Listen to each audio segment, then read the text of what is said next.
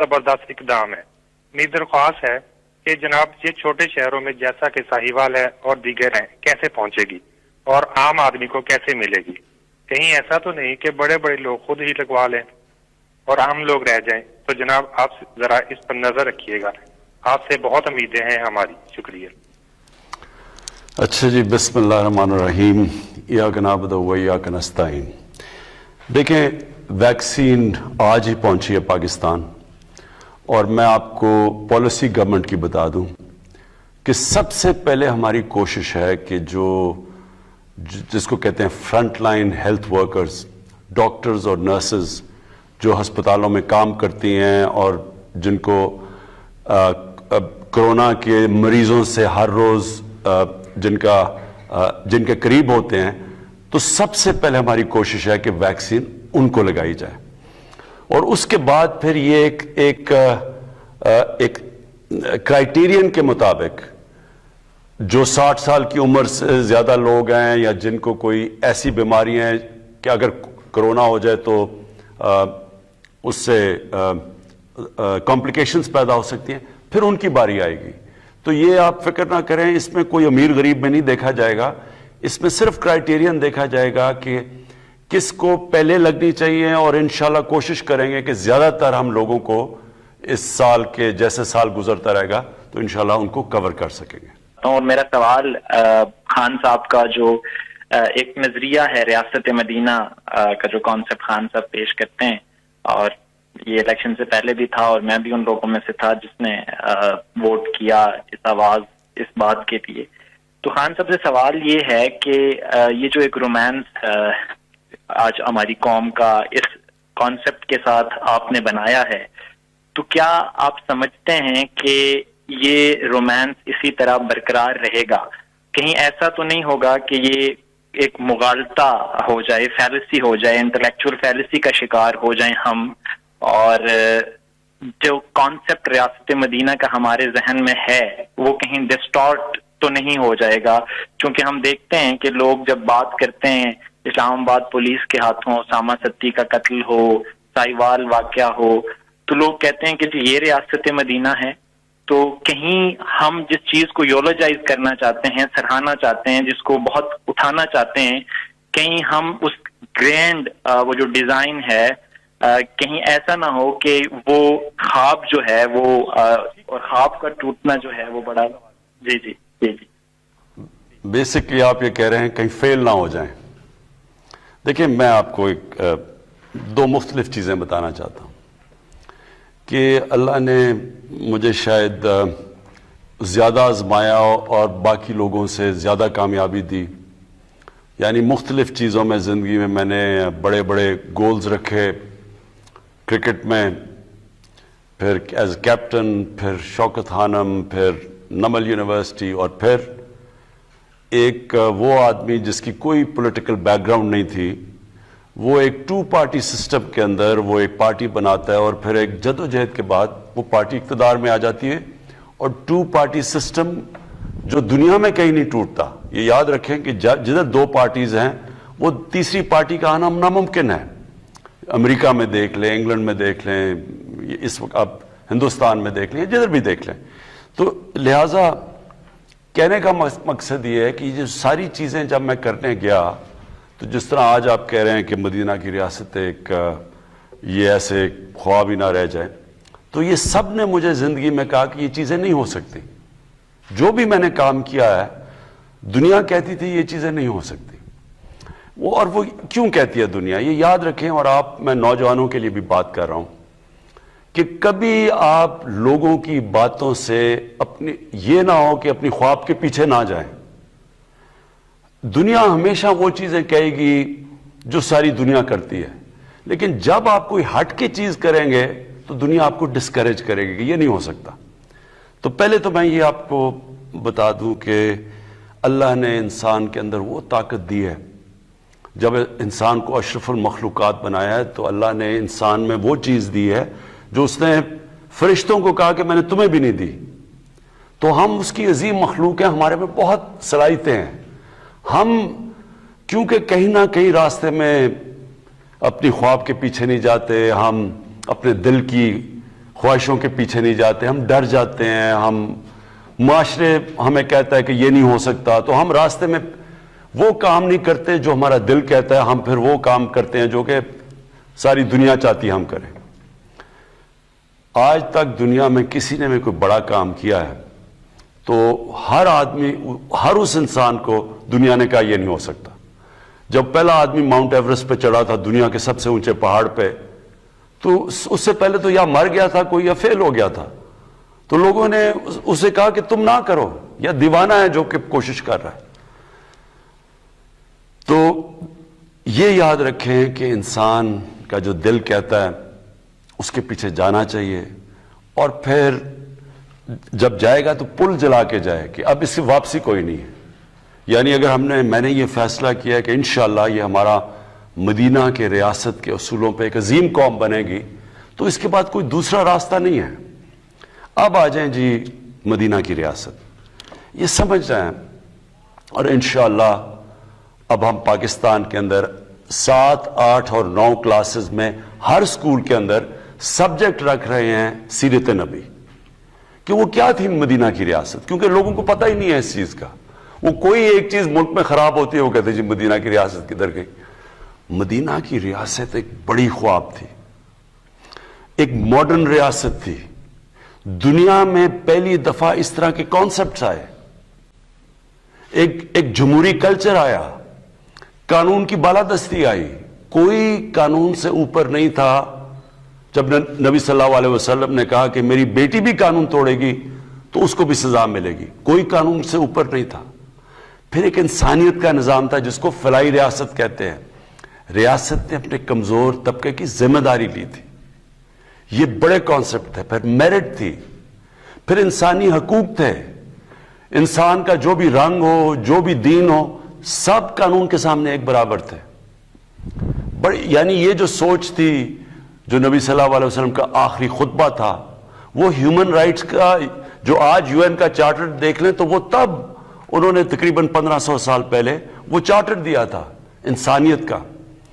تو یہ سارے جو کانسیپٹس تھے یہ ماڈرن کانسیپٹس تھے. اور جب بھی مسلمان دنیا کوئی مسلمانوں کی تاریخ میں جو ملک ان اصولوں پہ گیا ہے وہ اوپر چلا گیا, اور جو مسلمان ملک نہیں بھی ہے جب وہ ان اصولوں پہ جاتا ہے وہ اوپر چلا جاتا ہے. اور جو ان سے پیچھے ہٹ جاتا ہے, جو بدقسمتی سے ہم ہٹ گئے ہیں, تو تب وہ ملک نیچے جاتا ہے, جو ہماری آج حالات ہے. تو یہ مدینہ کا ریاست, یہ یاد رکھیں, یہ ایک جدوجہد کا نام ہے. یہ سوئچ آن آف نہیں ہوتا کہ مدینہ کی ریاست آ جاتی ہے. ساری قوم مل کے ایک بڑی خواب کی طرف جاتی ہے, محنت کرتی ہے, قربانیاں دیتی ہے, مشکل وقت سے نکلتی ہے. لیکن پھر کیونکہ مدینہ کی ریاست نبی صلی اللہ علیہ وسلم کی سنت تھی, وہی قوم اٹھ جاتی ہے اور عظیم قوم بن جاتی ہے. اور انشاءاللہ یہ بننے جا رہی ہے پاکستان ایک عظیم قوم. جی اگلے کالر سے ہم بات کریں گے. ہمارے ساتھ لائن پر ہیں گلگت سے شعیب. جی آپ مخاطب ہیں پرائم منسٹر عمران خان سے. السلام علیکم سر. جی وعلیکم السلام. ہاں سر, میں شعیب بول رہا ہوں گلگت سے. مجھے بڑی خوشی ہے سر کہ میں ایک ایسے وزیر اعظم سے بات کر رہا ہوں ملک کے تاریخ کے, جو کہ براہ راست عوام سے بات کرنا چاہتے ہیں, ان کے مسائل سننا چاہتے ہیں. تو سر میرے بنیادی طور پہ 2 سوال ہیں. ہلو جی جی آ رہی آواز. ہاں سر, میرے بنیادی طور پہ 2 سوال ہیں. پہلا سوال میرا یہ ہے کہ سر گلگت بلتستان جو ہے وہ سی پیک کا گیٹ وے ہے. پہلے پیپل پارٹی کی گورنمنٹ آئی 2009 میں, 2015 میں مسلم لیگ نون کی گورنمنٹ آئی. انہوں نے ایک پروجیکٹ بھی گلگت بلتستان کے لیے نہیں رکھا سی پیک میں. سر اتنا بڑا گیٹ وے ہے, پورے پاکستان میں بڑے بڑے مہنگا پروجیکٹ ہیں, گلگت بلتستان کے لیے یہ بہت بڑی زیادتی ہے, گلگت بلتستان کے لوگوں کے لیے. سر میرا دوسرا کوشچن یہ ہے کہ 21ویں صدی میں بھی ہم اس وقت گلگت بلتستان کے لوگ جو ہیں وہ 18 گھنٹے کی لوڈ شیڈنگ کا سامنا کر رہے ہیں. اس وقت پوری جو ہماری جو ہے نا اکانومی ہے, ہماری جو تعلیم ہے, ہمارے عام پبلک ہے, وہ سفر کر رہی ہے پورے گلگت بلتستان کے تمام 10 اضلاع میں.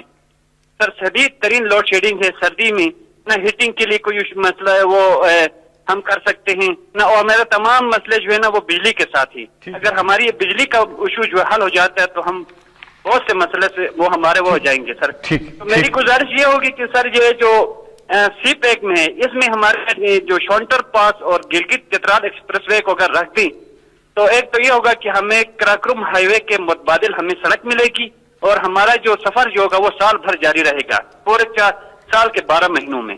تو میرے ہی سوال ہے. آپ کی بڑی مہربانی سر. جی اچھا، میں آپ کو پہلے تو گلگت بلتستان کے اوپر جو چیز کہنا چاہتا ہوں، یہ آپ نے سمجھنی ہے بات. ہر جگہ کا ایک خاص چیز ہوتی ہے کہ وہ جس کو کمپیریٹو ایڈوانٹیج کہتے ہیں کہ وہ باقی جگہوں سے اس میں کوئی خاص چیز ہوتی ہے جو وہ ڈیولپ ہو سکتی ہے. ہر جگہ پہ ہے. مثلا کبھی بھی گلگت بلتستان کراچی یا فیصل آباد یا سیالکوٹ کی طرح کا انڈسٹریل ہب نہیں بن سکتا. آپ جو مرضی کر لیں وہ نہیں ہو سکتا. لیکن گلگت بلتستان وہ جگہ بن سکتی ہے جو دنیا کا ٹورزم کا ہب بن سکتا ہے. آپ کو میں مثال دیتا ہوں کہ سوئٹزرلینڈ جو سارا جو گلگت بلتستان یا ناردرن ایریاز ہمارے ہیں، سوئٹزرلینڈ اس سے آدھا ہے، اس کا سائز اس سے آدھا ہے. اور سوئٹزرلینڈ ٹورزم میں ہر سال 80 ارب ڈالر کماتا ہے. اب یہ سوچیں کہ پاکستان ساری جو ایکسپورٹ کرتا ہے وہ 25 ارب ڈالر ہے، سارا پاکستان، اور صرف سوئٹزرلینڈ اپنی ٹورزم سے 80 ارب ڈالر کماتا ہے. تو جو گلگت بلتستان ہے وہ دگنا ہے سوئٹزرلینڈ سے. یہاں کے پہاڑ اس سے بہت زیادہ بڑے ہیں، یہاں خوبصورتی اس سے بہت زیادہ، کیونکہ میں نے تو سوئٹزرلینڈ دیکھا ہوا ہے اور سارا گلگت بلتستان دیکھا. یہ سمجھ لیں کہ اگر ہم کانسنٹریٹ صرف ٹورزم پہ کریں، یہ سارا علاقہ وہ خوشحال ہو سکتا ہے جو آپ سوچ بھی نہیں سکتے. ہاں سی پیک کے بھی راستے میں ہیں، بالکل ٹھیک ہے. ہاں کئی ایسی ہم وہاں انڈسٹری لگا سکتے ہیں، یہ بھی ٹھیک ہے. ہر قسم کی انڈسٹری وہاں نہیں لگ سکتی. لیکن یہ میں آپ کو کہہ دوں کہ جو اب میری سوچ ہے، میں نے آپ کے چیف منسٹر سے میری بات چیت بھی ہوئی ہے کہ انشاءاللہ ہم پورا زور لگا رہے ہیں کہ ہم نے اس کو ٹورزم کا ہب بنانا ہے. دوسری چیز جو بجلی کی آپ نے بات کی، یہاں ہے ہائیڈرو الیکٹریسٹی. اب تک مسئلہ یہ رہا ہے کہ وہاں اگر ہائیڈرو الیکٹرک یعنی پانی پہ بجلی بنائیں گے تو اس کو کیسے، اتنا لمبا وہ راستہ ہے، اس کو نکالیں گے کیسے. لیکن میں نے فیصلہ کیا ہے، اور یہ میں نے پچھلے ہفتے ہی آرڈر کیا ہے کہ ہم ایک گرڈ سٹیشن بنانے لگے ہیں گلگت بلتستان میں، کیونکہ ہمیں پتہ ہے وہاں مسئلہ آپ کو پڑا ہوا ہے بجلی کا. دوسری چیز، ہم چھوٹے چھوٹے ہائیڈرو بجلی یعنی پانی کے اوپر بجلی کے وہ جنریشن کے پلانٹس لگانے لگے ہیں، یہ بھی ہم اب کرنے لگے ہیں. تو اور تیسری چیز سڑکیں. آپ نے بات ٹھیک کی کہ ٹورزم تب ہوتی ہے جب ایک ایریا کو ایک سڑک کھول دیتی ہے ٹورزم کے لیے. وہ بھی ہم نے 2 ایسی سڑکیں پلان کی ہوئی ہیں جو یہ سارا آپ کا علاقہ کھل جائے گا، اور یہاں ٹورزم آگے ہی جو ابھی بھی ٹورزم ہے، جو لوکل ٹورزم ہے، وہی گلگت بلتستان میں دگنی تگنی ہو گئی ہے. لیکن اگر ہم نے یہ سڑکیں بھی مزید کھول دیں تو آپ دیکھیں گے کہ لوگوں کو وہاں ایسی خوشحالی آ سکتی ہے آپ کو کہ جو لوگ گلگت بلتستان میں باہر جا کے نوکریاں کرتے ہیں ان کو جانے کی ضرورت نہیں پڑے گی. السلام علیکم. جی وعلیکم السلام. میرا سوال ارشد اکرم بات کر رہا ہوں تربت سے. میرا سر کوشچن ہے آپ سے. سر کچھ مہینے پہلے آپ نے یہاں وزٹ کیا تھا تربت میں، کچھ پروجیکٹس کے بھی یونیورسٹی میں ابتدا بھی کیے تھے. لیکن ہمارا ایشو یہ ہے کہ بلوچستان میں سر کہ ہم دور دراز علاقے میں بڑی مشکل سے اپنے گھر سے پیدل جا کر پہلے اسکول کی تعلیم حاصل کر لیتے ہیں، اس کے بعد کالج کی، اور پھر یونیورسٹی کے لیے ہم لوگ 5-6 ٹرانسپورٹ چینج کرنا پڑتا ہے، تعلیم حاصل کرنے پڑتے ہیں. اور تعلیم ڈگری حاصل کرنے کے لیے سر ہم نے بہت ڈسپلین کے ساتھ یونیورسٹی میں جا کر ڈگری حاصل کی. لیکن سر اس کے باوجود یہاں نہ پرائیویٹ سیکٹر میں یا نہ کہ گورنمنٹ سیکٹر میں جاب اپرچونٹیز کچھ بھی نہیں ہیں. تو سر ہم کریں تو کیا کریں اور جائیں تو کدھر جائیں سر؟ پہلا سوال سر یہ ہے میرا. سر ایک دوسرا سوال ہے چھوٹا سا جو انٹرنیٹ کے حوالے سے ہے. ایجوکیشن فیسلٹی اور ایجوکیشن ڈیولپمنٹ کے لیے انٹرنیٹ بہت ضروری ہے سر. لیکن تربت میں سر اتنے سال ہو گئے ہیں انٹرنیٹ سے تربت پورا ڈسٹرکٹ محروم ہے سر. اس کی بندش کے لیے آپ کچھ اقدامات کر لیں. جی بہت بہت شکریہ. جی دیکھیں ارشد، پہلی تو میں آپ کو پہلا پوائنٹ بتاؤں کہ بلوچستان کا مسئلہ یہ ہے کہ علاقہ بہت بڑا ہے، آبادی بہت کم ہے، اور جو بیچ میں ڈسٹنسز ہیں یعنی فاصلے بہت زیادہ ہیں. تو اس لیے اس کی جو ڈیولپمنٹ ہے وہ ایک آسان نہیں ہے، کیونکہ ڈیولپمنٹ کیسے ہوتی ہے کہ جب زیادہ لوگ ایک جگہ پہ جمع ہو جاتے ہیں تو ان کو پھر سہولتیں دینا، وہاں یونیورسٹیز، کالجز وغیرہ، انڈسٹری بنانا آسان ہو جاتا ہے. تو جب اتنے بڑے فاصلے ہوں تو ایک تو یہ مسئلہ ہے بلوچستان کا. دوسری چیز کہ جو پولیٹیکل سیٹ اپ رہا ہے بلوچستان میں، اس نے بھی بلوچستان کے لوگوں کو نقصان پہنچایا ہے. ہوا کیا ہے کہ وہاں جو پولیٹیکل لوگ آئے ہیں بلوچستان میں، انہوں نے بجائے اس کے کہ وہاں کا پیسہ نیچے تک جاتا، وہ اوپر ہی رہ گیا. تو جو ایک اچھا بلدیاتی نظام آنا چاہیے تھا، جو بلوچستان کے لیے بہت ضروری ہے کہ آپ کا ڈائریکٹ پیسہ گاؤں میں جائے، جو دور دراز علاقے کے گاؤں ہیں ادھر پیسہ جائے، وہ پیسہ چلا جاتا ہے اوپر اور وہ وہاں سے نیچے جاتا نہیں ہے. تو اس کے لیے ایک بلدیاتی نظام بہت ضروری ہے بلوچستان میں. یہ میں دوسری آپ کو بات کر رہا ہوں. اب آگے میں تربت بھی گیا تھا اور ہم نے ایک پیکج دیا. جو جنوبی بلوچستان ہے وہ ایک تو بلوچستان پیچھے رہ گیا، جنوبی بلوچستان اور بھی پیچھے رہ گیا. تو ہم نے ایک بڑا پیکج کیا ہے اور یہ انشاءاللہ بلوچستان کی تاریخ میں سب سے بڑا پیکج ہے. یہ پورا دیا ہے اور اس میں کوشش مختلف چیزوں کے اندر پیکج دیا ہے. ایک تو کنیکٹیوٹی دی ہے، انٹرنیٹ کی آپ بات کر رہے ہیں، یہ بہت ضروری ہے. انٹرنیٹ اب ایک ڈیولپمنٹ کا ایک طریقہ بن گیا ہے. ابھی تک قبائلی علاقے میں اور بلوچستان کے کئی علاقوں کے اندر 3G 4G نہیں تھا اور وہ کنیکٹیوٹی نہیں تھی، لیکن اس کی وجہ سیکیورٹی تھی، کیونکہ دہشت گرد بھی اس کو استعمال کرتے ہیں اور اس لیے دہشت گردی سے بچنے کے لیے نہیں تھا. لیکن ہم نے فیصلہ اب کیا ہے کہ ہم اپنے نوجوان جو ان دور دراز علاقوں میں رہتے ہیں اور خاص طور پہ بلوچستان کے کئی علاقوں میں جدھر نہیں تھا اور جو پرانا قبائلی علاقہ تھا ادھر بھی ہم نے اب فیصلہ کیا ہے کہ ہم ان کو 3G 4G دیں گے تاکہ لوگوں کے پاس کنیکٹیوٹی ہو. لیکن صرف مجھے آپ سے ایک چیز کہنی پڑے گی کہ تھوڑا آپ کو صبر کرنا پڑے گا. فیصلہ تو ہم نے کر لیا ہے کہ بلوچستان کو ڈیولپ کرنا، اور جو بھی ہمارے علاقے جس طرح پرانا قبائلی علاقہ جو اب مرج ڈسٹرکٹس جسے کہتے ہیں وہ پیچھے رہ گیا تھا، اس کو جو علاقے مثلا ڈی جی خان، روجان، یہ بھی علاقے پیچھے رہ گئے، اور اندرون سندھ وہاں بھی بہت غربت ہے. ہم نے فیصلہ تو کیا ہے اب ان کو ڈیولپ کرنا، لیکن تھوڑا سا آپ کو صبر اس لیے کرنا پڑے گا کہ گورنمنٹ کے پاس جس طرح کی وسائل چاہیے وہ اس وقت ہمارے پاس ہیں نہیں، اور ہمارے پاس جیسے جیسے وسائل بڑھتے جائیں گے ہم کریں گے. اور میں یہ آپ کو کہہ دوں کہ بلوچستان میں جو مدنیات مثلا جو آپ کی منرل ویلتھ ہے، جیسی یہ نکلے گی ہماری کوشش ہے کہ وہ ادھر ہی خرچ ہو، تاکہ وہاں کے لوگوں کو پہلے ہم ان کو اوپر اٹھائیں اور پھر اس کا کسی اور علاقے میں جائے. السلام علیکم پرائم منسٹر صاحب، آپ سے ہماری بہت سی امیدیں وابستہ ہیں. پھنسا ہوا تھا جو پھنسا ہوا تھا، جو اس کو کلیئر کرتے ہوئے، اس کو کہتے ہیں فورکلوجر لا. اب یہ جو رکاوٹ ختم ہو گیا، اب بینک قرضہ دے سکتے ہیں، لیکن اس کے لیے بھی بینکوں کو پریکٹس ہی نہیں ہے قرضے دینے کی، کیونکہ انہوں نے کبھی چھوٹے لوگوں کو قرضے ہی نہیں دیے. تو لہٰذا میں خود بینک مینیجر سے سارے جو بینکس کے ہیڈز ہیں ان کو ملا ہوں. ہم یہاں میٹنگ کرتے ہیں ہر جمعرات کو. مقصد یہ ہے کہ بینکوں کو اب ٹرین کریں کہ وہ چھوٹے لوگوں کو قرضے دیں، جو تنخواہ دار ہیں، جو مزدور ہیں، جو جن کے پاس کیش نہیں ہے گھر بنانے کا. اور ہم نے کیا ہے کہ ہم نے گورنمنٹ سبسیڈائز کر رہی ہے، یعنی 5% سے زیادہ گورنمنٹ سبسیڈائز کر رہی ہے. پھر پہلے لاکھ گھر جو بنیں گے 3 لاکھ روپیہ ہر گھر کو سبسڈی دے گی گورنمنٹ.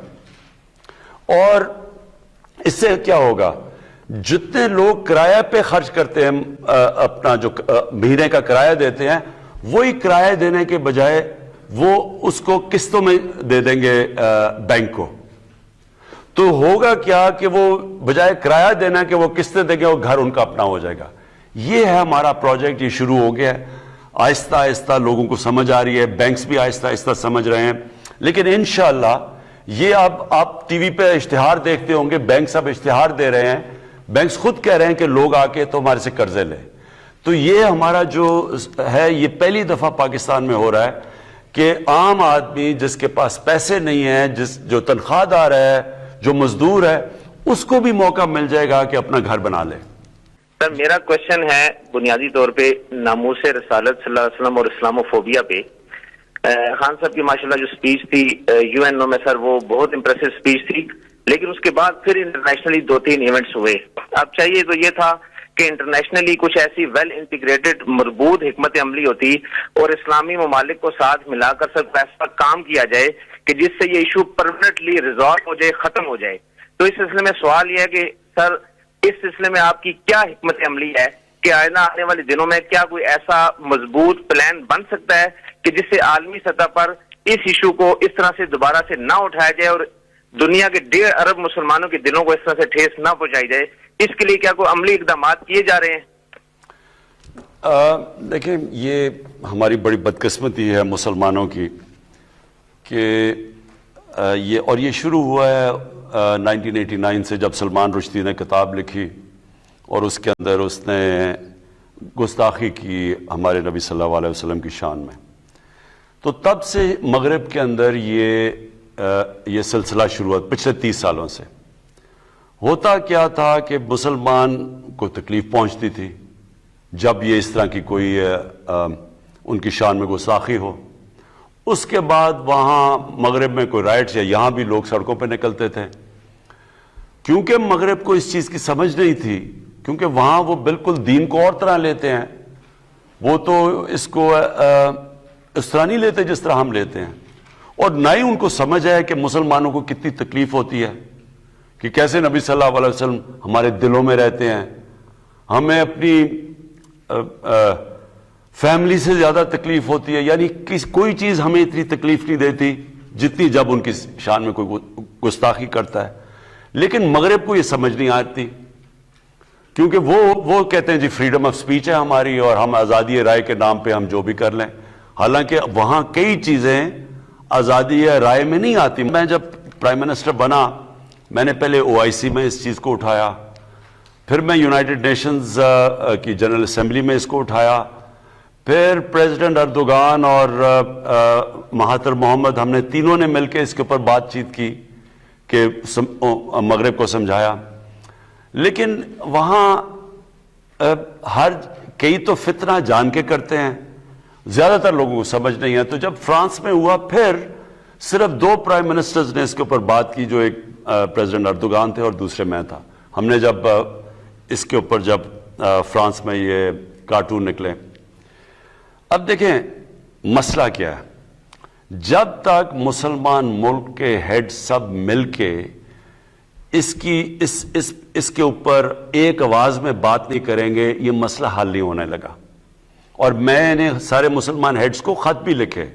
یہ جب فرانس کے اندر ابھی ہوا تو میں نے سارے مسلمان سربراہوں کو خط لکھے اور کہا ان کو کہ ہم سب کو مل کے ایک آواز میں کہنا پڑے گا کہ یہ آزادی رائے کی آڑ لے کے مسلمانوں کو تکلیف نہ پہنچائیں، نبی صلی اللہ علیہ وسلم کی شان میں گستاخی کر کے. اب یہ ایک جد و جہد ہے، یہ ہمیں کرنا مسلسل اس کے اوپر کام کرنا پڑے گا، اور مجھے پورا یقین ہے کہ ہم کامیاب ہو جائیں گے. بے شمار سوالات آئے ہیں پرائم منسٹر صاحب. ایک سوال آیا واجد رحمان، کہتے ہیں کہ آپ اپوزیشن والوں کو NRO کیوں نہیں دیتے؟ ان کو NRO دے دیں اور عوام کے روز کے جو ان کے جو ڈرامے ہیں ان سے جان چھپ جائے. پھر اس طرح کریں، سارے جیل کھول دیں پاکستان کے، تو وہ بیچارے لوگوں کا کیا قصور ہے؟ ان کی تو چوریاں چھوٹی چھوٹی ہیں، کسی کی ₹1,00,000 چوری ہے، کسی نے بھینس چوری کی، کسی نے کوئی موٹر سائیکل چوری کیا. تو وہ بیچارے جو جیلوں میں بھرے ہوئے ہیں ان کا کیا قصور ہے؟ پھر دیکھیں ایک ملک، میں اپنی ساری قوم کو یہ سمجھانا چاہتا ہوں، دنیا کی تاریخ اٹھا کے دیکھیں، کوئی دنیا میں ملک آج تک آگے بڑھ ہی نہیں سکا جدھر قانون کی بالادستی نہ ہو، رول آف لا نہ ہو. کوئی دنیا میں ملک دیکھ لیں، جب ایک ملک آگے بڑھتا ہے وہ صرف ایک چیز سے بڑھتا ہے، خوشحالی صرف ایک وجہ سے آتی ہے، जिधर कानून की बालादस्ती होती है, जिस मुल्क के अंदर जिसकी लाठी उसकी भैंस, माइट इज राइट, जिस मुल्क में कानून नहीं होता, आज मुझे बता दें एक मुल्क जो तरक्की किया हो, और वो होता क्या चीज तबाह करती है मुल्क को। मैं मदीना की रियासत के हमारे सरकार मदीना नबी सल्लल्लाहु अलैहि वसल्लम, उन्होंने एक ये सब याद रख लें, दुनिया में इस तरह का लीडर नहीं आया, ना आ सकता है ना आया। उन्होंने कहा कि बड़ी कौमें तुम्हारे से पहले तबाह हुई, ताकतवर के लिए एक कानून, कमजोर के लिए दूसरा। ये एनआरओ है, मतलब कि ताकतवर को आप एनआरओ दे दें, गरीब लोगों को जेलों में भर दें। ये कौम की तबाही का रास्ता है। आज दुनिया का नक्शा उठा के देखें, एक एक मुल्क देखें, कौन सा खुशहाल मुल्क है और कौन सा गरीब तरीन मुल्क है। वसाइल का इसमें कोई दखल अंदाजी नहीं है। जो सबसे वसाइल में अमीर तरीन मुल्क है वो इस वक्त गरीब तरीन है, वो गुर्बत सबसे ज्यादा है। और जिन मुल्कों के अंदर है ही नहीं, वसाइल है ही नहीं, मसलन स्विट्जरलैंड में तो सिर्फ टूरिज्म ही है, या स्कैंडिनेविया के मुल्कों में क्या उनकी खास चीज है, कुछ भी नहीं है, लेकिन वहां खुशहाल तरीन मुल्क है। वजह उसकी कि वहां कानून है, वहां रूल ऑफ लॉ है। और दूसरे मुल्कों के अंदर जिधर ये आप मुल्क उठा के देख लें, गरीब मुल्कों को देख लें, एक एक मुल्क को आप देख लें कि वहां इसी तरह के करप्ट प्राइम मिनिस्टर आते हैं, करप्ट प्रेसिडेंट्स आते हैं, वो दोनों हाथों से वो और उनकी मिनिस्टर्स मुल्क को लूटते हैं, वो सारे मुल्क का पैसा बाहर ले जाते हैं। वो क्यों बाहर ले जाने पड़ते हैं? क्योंकि अगर वो मुल्क में रखेंगे तो पैसा नजर आ जाएगा, इसलिए चोरी करके मुल्क से पैसा जब बाहर निकाल, दुगना नुकसान करते हैं मुल्क को। मनी लॉन्ड्रिंग जो है, जब एक गरीब मुल्क का पैसा बाहर जाता है वो दुगना नुकसान करता है। वो कैसे नुकसान करता है? डॉलर खरीदने पड़ते हैं बाहर भेजने के लिए, या हवाला हुंडी से डॉलर लेते हैं, फिर बाहर जाता है। वो डॉलर जब आप मुल्क से बाहर भेजते हैं, डॉलर कम होते हैं, जब डॉलर कम होता है तो रुपया गिर जाता है आपका, जब रुपया गिरता है तो सारी चीजें महंगी होती हैं। महंगाई कैसे होती है? जब रुपया गिर जाता है आपका, जो चीज बाहर से लाते हो, तेल, बिजली, खाना पीने, सब महंगी हो जाती है। आज जो सबसे बड़ी वजह गरीब मुल्कों के अंदर गुर्बत, क्या वजह है? कि वहां इस तरह के बैठे हुए डाकू चोर जो ऊपर आके मुल्क लूट के सारों ने अपने मुल्कों को कंगाल कर दिया, मकरूज कर दिया। महातिर मोहम्मद ने मलेशिया को उठा के उस्मानों पे ले गया। जैसे ही महातिर मोहम्मद 20 साल के बाद गए, उधर भी एक इस तरह का आदमी आ गया, जिस तरह हमारे ये जो एपीडीएम टाइप लोग हैं, उसने भी आके अपना मुल्क लूटा, मनी लॉन्ड्रिंग की। उसका क्या नतीजा हुआ? वो मलेशिया जो खुशहाल तरीन मुल्क था वो मकरूज हो गया, और वो आज उनका प्राइम मिनिस्टर जेल में है जिसने उसको मकरूज किया था। कहने का मेरा मकसद ये है कि अगर आपने इस मुल्क को उठाना है, इसको अजीम मुल्क बनना है, मदीना की रियासत के उसूलों पे खड़ा करना है, तो ताकतवर का ज्यादा जरूरी है कि उनका एहतसाब करें बजाय कमजोरों का। कभी आज तक किसी मुल्क को पटवारियों ने और थानेदारों ने नहीं खत्म किया। प्राइम मिनिस्टर और उसके वजीरों ने जब चोरी किया तब मुल्क तबाह हुआ है। और फिर जब एक मुल्क का कानून ताकतवर डाकुओं को नहीं पकड़ सकता, वो मुल्क तबाह हो जाता है। तो ये जो आज आप ये सारे मुल्क के बड़े बड़े डाकू इकट्ठे होकर इन यूनियन बना के और मेरे पे प्रेशर डाल रहे हैं 2.5 सालों से कि जी हमें एनआरओ दे दो। मैंने जिस दिन इस मुल्क इन चोरों को एनआरओ दे दिया ना, ये याद रखना, मैं इस मुल्क से सबसे बड़ी गद्दारी करूंगा। जनरल मुशर्रफ के दौर में इन दोनों के ये पिछले 10 सालों से बहुत बेहतर दौर था, हर चीज बेहतर थी, कर्जे भी इतने नहीं थे। जनरल मुशर्रफ के दौर में कर्जे इतने नहीं चढ़े जो इन 10 सालों में इन्होंने 4 गुना पाकिस्तान का कर्जा चढ़ाया। लेकिन उसने जो इन 2 बड़े डाकुओं को 2 एनआरओ दिए, वो आज हम बैठे हुए हैं जो भुगत रहे हैं। वो 4 गुना ज्यादा जो कर्जा चढ़ाया इन 10 सालों के अंदर, वो आज हम कैसे भुगत रहे हैं। जो हम पैसा इकट्ठा करते हैं, आधा पैसा चला जाता है इनके लिए हुए कर्जों के सूद देने पे। तो मुल्क कैसे चल सकता है? और ये सिर्फ और सिर्फ जनरल मुशर्रफ ने सबसे बड़ा जुल्म किया इस मुल्क पे کہ وہ دو لوگ جو کہ سب سے بڑے، جن کی ثابت ہوگی کرپشن، یہ جو براڈ شیٹ ہے یہ کیا چیز ہے کہ اس کے اندر پتا چل گیا ان کے پیسے، ان کو این آر او دے کے دونوں کو این آر او دے دیا، سر محل اس کو این آر او دے دیا، پیسے پاکستان آنے تھے، این آر او دے کے وہ بھی آصف زرداری نے پیسے رکھ لیے، 60 ملین سوئٹزرلینڈ میں پڑے ہوئے تھے، وہ اس کو پاکستان کو آنے تھے، وہ این آر او دے کے وہ اپنی جیب میں۔ سارا یہ جو ہدایبہ پیپر ملک سارا اوپن اینڈ شٹ کیس تھا، این آر او دے کے، اور وہ جو اس کی بات پراپرٹیز پکڑی براڈ شیٹ میں وہ ساری معاف ہو گئی۔ تو نقصان کس کو ہوا؟ آج پاکستان وہ نقصان اٹھا رہا ہے۔ جی جناب وزیر اعظم صاحب السلام علیکم۔ وعلیکم السلام۔ سر ہر ماہ میں 2 دفعہ پیٹرولیم مصنوعات بڑھ جاتی ہیں، جس کی وجہ سے ہر چیز پہ مہنگائی آ جاتی ہے۔ جو دہاڑی دار طبقہ، جو مطلب کہ چھوٹا کسان ہے، وہ اس چکی میں پس رہا ہے، کوئی شفقت کی جائے اس پہ۔ دیکھیں یہ سب سے تکلیف دہ چیز ہے، مہنگائی، اور مجھے اس چیز کا پورا احساس ہے کہ اس وقت ہمارے لوگوں کے اوپر ایک مشکل وقت آیا ہوا ہے مہنگائی کی وجہ سے۔ لیکن یہ بھی ضروری ہے آپ سب کا کہ سمجھنا کہ یہ مہنگائی ہوتی کیوں ہے۔ میں اگر ہر ہفتے میٹنگ لیتا ہوں مہنگائی کی، ایک چیز دیکھتا ہوں کہ کون سی چیز کی قیمت کیوں چڑھ رہی ہے، تو یہ سوچیں کہ اگر مجھے اتنی یہ اس کے یعنی میرے ذہن پہ یہ اتنا پڑا ہوا ہے تو یہ کیوں نہیں، یہ مہنگائی ہے کیا، ہوتی کیوں ہے؟ تو یہ میں ذرا چاہتا ہوں کہ آج آپ سب سمجھ لیں۔ دیکھیں مہنگائی کی سب سے بڑی وجہ کیا ہوتی ہے؟ اس کی سب سے بڑی وجہ یہ ہوتی ہے کہ جب ہمارا روپیہ گرتا ہے، اور روپیہ کیوں گرتا ہے یہ بھی پہلے آپ سمجھ لیں۔ روپیہ اس لیے گرتا ہے کہ جب آپ ملک میں جو ڈالرز آ رہے ہیں وہ کم ہیں اور ملک سے ڈالر باہر زیادہ ہیں، جو جا رہے ہیں وہ زیادہ ہیں۔ یہ کیوں منی لانڈرنگ اتنی بری، یہ اتنا بڑا ہمارے لیے عذاب بنا ہوا ہے؟ ایک اندازے کے مطابق، اور میرے خیال میں سے زیادہ پیسہ باہر جاتا ہے، جو امریکہ کا جو اسٹیٹ ڈپارٹمنٹ ہے اس نے ایک پیپر چھاپا تھا غالباً کوئی 8-9 سال پہلے کہ 10 ارب ڈالر ہر سال پاکستان سے باہر جاتا ہے منی لانڈرنگ ہو کے، یعنی چوری ہو کے نا، اس چوری کا پیسہ 10 ارب ڈالر باہر جاتا ہے۔ پھر اگر ہماری امپورٹس اور ایکسپورٹس، مثلا جو چیزیں ہم دنیا کو ایکسپورٹ کر رہے ہیں وہ کم ہیں اور امپورٹ زیادہ ہیں، تو ظاہر ہے کہ وہ جب ڈالر کم ہوں گے ڈالر اوپر چلا جائے گا، روپیہ نیچے آ جائے گا۔ تو پہلے یہ سمجھیں کہ روپیہ گرتا کیوں ہے۔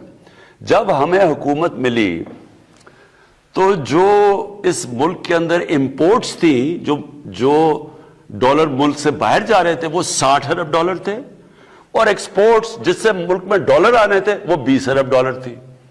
پاکستان کی تاریخ کا سب سے بڑا یہ خسارہ تھا جس کو ٹریڈ گیپ کہتے ہیں، اور جو کرنٹ اکاؤنٹ ڈیفیسٹ تھا، یعنی کہ جو ٹوٹل ڈالر ملک سے باہر جاتے ہیں اور اندر آتے ہیں، یعنی جو ہم ریمیٹنسز بھی شامل کر لیں، تو وہ 20 ارب ڈالر تھا، جو سب سے زیادہ پاکستان کی تاریخ کا خسارہ تھا۔ اس سے کیا ہوا؟ جیسے ہی ہماری حکومت آئی پریشر پڑ گیا روپے پہ، اور پچھلی حکومت نے اربوں ڈالر خرچ کیا تھا روپے کو اوپر رکھنے کے لیے۔ وہ کیا کرتے ہیں، جب روپے پہ پریشر پڑتا ہے تو اب ڈالر پھینکنے شروع ہو جاتے ہیں مارکیٹ میں۔ تو ہمارے پاس ڈالر ہی نہیں تھے مارکیٹ میں پھینکنے کے لیے، کیونکہ ہمارے پاس ریزروز ہی نہیں تھے۔ ہم بلکہ جو ہمیں قسطیں دینی تھی باہر وہ بھی نہیں ہم دے پا رہے تھے، تو لہٰذا روپے نے گرنا تھا۔ تو میں صرف آپ کو اب یہ سمجھانا چاہتا ہوں پہلے تو کہ روپیہ کتنا گرا۔ ہمارے دور پہ روپیہ گرا 24.1%، اور ہمارے دور میں کہہ رہا ہوں 18-19 میں، 2018 اور 19 میں جو روپیہ گرا ہمارے دور میں گرا 24.1%۔ ہمارے سے پہلے بھی روپیہ گرا تھا، وہ گرا تھا جب پیپلز پارٹی آئے۔ جب پیپلز پارٹی آئے تو روپیہ گرا 25.5%، 2008-9 میں۔ 2008 جب ان کا روپیہ گرا تو جو سی پی آئی، اور یہ سارے آپ دیکھ سکتے ہیں اسٹیٹسٹکس، جو کنزیومر پرائس انڈیکس جسے کہتے ہیں، جو بتاتا ہے کہ کتنی مہنگائی ہوئی، وہ 17% تھی۔ اور ہمارے 18-19 میں جب 24.1% روپیہ گرا تو 7.3% تھی، اور یہ آپ دیکھ سکتے ہیں, یہ بیورو آف اسٹیٹسٹکس کے اندر یہ لکھا ہوا بتایا ہوا آپ کو. اب یہ کیوں, اب جب یہ روپیہ گرتا ہے تو کیا ہوتا ہے, پہلے یہ سمجھیں. سب سے پہلے تیل مہنگا ہو جاتا ہے. تیل مطلب پٹرول اور ڈیزل مہنگا, اس کا مطلب ٹرانسپورٹ مہنگی. اس کے بعد بجلی مہنگی, کیونکہ آدھی بجلی بنتی ہے تیل سے, اور پھر جو باقی بجلی کے کانٹریکٹ سائن کیے ہوئے ہیں وہ سارے ڈالرز میں کیے ہوئے ہیں. تو جیسے ہی روپیہ گرا, جو ڈالر کی چیزیں ساری مہنگی ہو گئی. پھر جو ہم چیزیں امپورٹ کرتے ہیں, سب سے پہلے گھی, تقریباً سارا گھی ہم امپورٹ کرتے ہیں باہر سے, وہ مہنگا. چائے مہنگی, چائے باہر سے امپورٹ کرتے ہیں. پھر دالیں مہنگی, جو عام آدمی بیچارہ کھاتا ہے, تقریباً 70% دالیں باہر سے ہم امپورٹ کرتے ہیں, وہ مہنگی ہو گئی. تو جب بجلی مہنگی ہوئی, مزید اور چیزیں مہنگی ہو گئی. پھر گیس, اب آدھی گیس ہماری جو ہم پاکستان میں گیس نکلتی ہے وہ کم ہوتی جا رہی ہے. جو باہر سے ہم گیس لیتے ہیں وہ مہنگی ہے, تو جب وہ گیس بھی مہنگی ہو گئی. تو ساری چیزیں مہنگی ہو جاتی ہیں جب آپ کا روپیہ گرتا ہے. اس لیے ہماری گورنمنٹ پوری کوشش کر رہی ہے پاکستان میں ایکسپورٹ بڑھانے کی, اور مجھے بڑی خوشی ہے کہ پچھلے مہینے ریکارڈ ایکسپورٹس بڑھی ہیں ہماری. جب تک ہماری ایکسپورٹس نہیں بڑھیں گی, اور اللہ کا شکر ہے ریکارڈ ریمیٹنسز بڑھی ہیں, یعنی کہ جو باہر پاکستانی بینکوں کے تھرو پیسے بھیجتے ہیں وہ بھی بڑھی ہیں. اور اس کی وجہ سے 17 سال کے بعد پاکستان کا 5 مہینے مسلسل, جس کو کرنٹ اکاؤنٹ کہتے ہیں, کہ ہم جتنے ہمارے ڈالر آ رہے ہیں اندر اور ہمارے ڈالر باہر جا رہے ہیں, ہم نے اس کو بیلنس کر لیا. ہمارا خسارہ ختم کر دیا ہم نے, کیونکہ ہم نے ایکسپورٹس بھی بڑھائی ہیں اور ہماری ریمیٹنسز بھی بڑھی ہیں, اور ہمارا ملک صحیح راستے پہ لگ گیا. تو اور اگلی چیز جو ہم نے کرنی ہے, انویسٹمنٹ ملک میں لے کے آنی ہے, وہ تیسری چیز ہے. تو جیسے جیسے ہم اب قدم اٹھا رہے ہیں, ڈالرز ہمارے ملک میں زیادہ آئیں گے, ہمارا روپیہ سٹرونگ ہو جائے گا. جب روپیہ ٹھیک ہوگا تو یہ آپ کا سب سے بڑا مہنگائی کا مسئلہ تب ختم ہوگا. 2 اور چیزیں ہمیں مسئلے ہوئے. ایک, 2 سال ہماری گندم کی کراپ کم ہو گئی. گندم کم ہوئی پاکستان میں, کیوں ہوئی؟ یہ موسم کی تبدیلی کی وجہ سے بارشیں اس ٹائم پہ ہو گئی جب گندم کو ہم نے کٹائی کا ٹائم تھا. 2 سال مسلسل ہماری گندم کم ہوئی, وہ باہر سے منگوانی پڑی. جب وہ تو جس طرح روپیہ گرا تو وہ بھی مہنگی. پھر چینی, وہ ہماری کم ہو گئی. تو چینی بھی جب باہر سے آئی, اور کیونکہ جو میں آپ کو کہہ رہا ہوں کہ ڈالر کے اوپر پریشر تھا, حالانکہ چینی اتنی مہنگی نہیں ہوئی باہر سے, لیکن گندم ہمیں گورنمنٹ کو بہت بڑا قیمت ادا کرنی پڑی. تو کہنے کا آخر میں مقصد یہ ہے, مجھے پورا احساس ہے, سارا وقت میں مانیٹر کر رہا ہوں, پوری کوشش کر رہے ہیں کہ ہم مہنگائی کو روکیں, اور اللہ کا شکر ہے اس وقت مہنگائی جب ہم آئے تھے گورنمنٹ میں, اس سے پہلی دفعہ اس سے کم مہنگائی ہے اس باری, اس مہینے, جو میں نے کہا بھی آج میڈیا پہ. تو تھوڑا آپ کو صبر کرنا پڑے گا. ایک برے معاشی حالات میں, ایک مقروض ملک میں جس نے قرضے لیے ہوئے تھے, آہستہ آہستہ جیسی ہماری معیشت ٹھیک ہوگی, انشاءاللہ اس کے اوپر مکمل قابو پا لیں گے. جی, میں بادشاہ بات کر رہی ہوں آئرلینڈ سے. میرا سوال پرائم منسٹر صاحب سے ہے کہ ہم لوگ جو ہیں ایک غیر اسلامی ممالک میں رہتے ہیں, اور ہم ایز اے پاکستانی اور ایز اے مسلمان, ہمارے لیے یہاں پہ ناموس رسالت کا بہت بڑا مسئلہ ہے. ہم لوگ ان سے, ہمارا یہ ہے کہ 1 ارب سے زائد مسلمانوں کی جو ہے نبی صلی اللہ علیہ وسلم کے ساتھ محبت کو بار بار آزمایا جاتا ہے, جس سے تمام مسلم ممالک میں اشتعال پیدا ہو جاتا ہے. اس حوالے سے میرا ان سے سوال ہے کہ ہم لوگ آواز تو اٹھاتے ہیں, لیکن کیا تمام مسلم ممالک مستحق ہو کے ایک مشترکہ رائے عملی اختیار کر سکتے ہیں؟ کیا پرائم منسٹر صاحب دیگر مسلم ممالک کے سربراہان سے اس معاملے میں رابطے میں ہیں کہ نہیں؟ دیکھیں, میں یہ پہلے بھی جواب دے بیٹھا ہوں, اب پھر آپ کو کہتا ہوں, جب تک مسلمان دنیا مل کے اس کا پریشر نہیں ڈالے گی مغرب ممالک کے اوپر, یہ مشکل رہے گا ہمارے لیے کہ وہ اس کے پیچھے چھپ جاتے ہیں کہ جی آزادی رائے, کہ جی ہماری آزادی رائے ہے. لیکن مجھے ابھی بھی, میں آپ کو بتا دوں کہ کبھی بھی ان کو اس چیز کا اتنا احساس نہیں ہوا جتنا آج کل ہوا, کیونکہ جب سے ہم نے اٹھایا, اور مجھے فخر ہے اس کا کہ پاکستان سب سے زیادہ اس نے اس چیز کو اٹھایا ہے. ساتھ ساتھ اسلاموفوبیا, جو آپ مغرب میں رہتے ہیں, آپ کو پتہ ہے کہ کس طرح کی وہاں اسلام کے خلاف پروپیگنڈا اور اسلاموفوبیا سے بڑے ہمارے لوگوں کو مشکل وقت سے گزرنا پڑتا ہے، لیکن اس کا صرف حل ایک ہی ہے. ہم آہستہ آہستہ، اور میری پوری کوشش ہوگی کہ مسلمان ممالک کو میں اکٹھا کروں اور اس چیز کے اوپر، اور پریزیڈنٹ اردوغان نے پورا ہمارے ساتھ، میرے ساتھ انہوں نے سٹینڈ لیا ہوا ہے. جس طرح میں نے کہا جب فرینچ پریزیڈنٹ میکرون نے جب انہوں نے کہا تو صرف 2 مسلمان ہیڈز آف سٹیٹ نے اس کے اوپر بات کی اور ان کی تنقید کی. تو اس لیے انشاءاللہ ہماری کوشش ہے کہ اور زیادہ لوگوں کو اکٹھا کریں گے. مجھے پورا یقین ہے کہ یہ کیمپین میں انشاءاللہ ہم کامیاب ہو جائیں گے. جیسے ان کو یہ پتا چلے گا کہ جس وقت وہ کوئی بھی ان کے ملک میں اس طرح کی حرکت کرے گا، ایک دم 50 مسلمان ملکوں سے ری ایکشن آئے گا، تب یہ ایشو ختم ہوگا. جی السلام علیکم وزیر اعظم پاکستان عمران خان صاحب، کیسے ہیں آپ سر؟ جی مہربانی. آپ کا بہت بہت شکریہ، آپ نے کال لی. میں آپ سے ایک سوال کرنا چاہتا ہوں.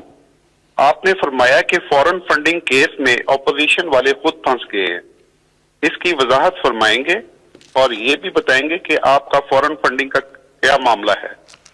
کیا آپ نے بھی کسی سے پیسے لیے ہیں؟ حقیقت کیا ہے؟